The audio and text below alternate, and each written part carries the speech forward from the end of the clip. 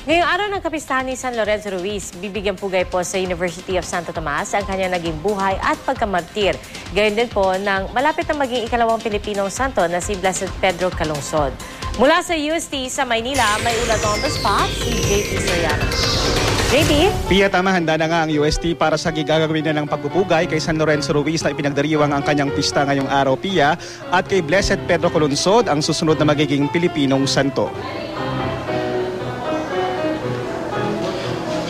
Sa obrang ito natampok si Blessed Pedro Calungsod, uumpisahan ang araw ng Katolikong laiko pagpupugay kay San Lorenzo at Pietro Pedro.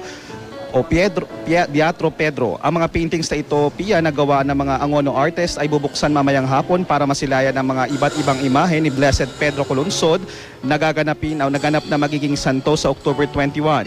Isang misa rin, Pia, ang pangungunahan mamayang alas 2 ng hapon ni Archbishop Luis Antonio Tagle sa UST Parish. Inihahanda na ang simbahan kung saan gaganapin ang misa. May mga mabibili ring mini comic booklet, Pia, tungkol sa buhay ng susunod na santong Pilipino. Susundan ito ng main program alas 3:30 ng hapon na pangungunahan ng mga rectors, pari at opisyal mula sa iba't ibang Catholic universities at grupo gaya ng National Commission, Canonization of Blessed Pedro Calungsod, Sangguniang Laiko ng Pilipinas, Dominican Volunteers International at CBCP.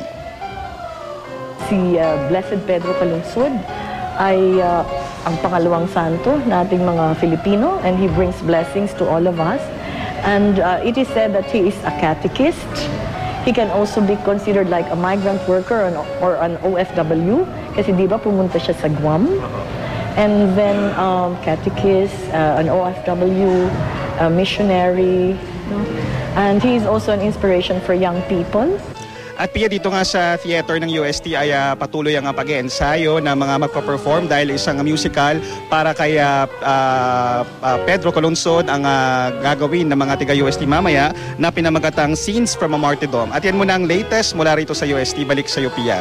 Maraming salamat, JP Soriano.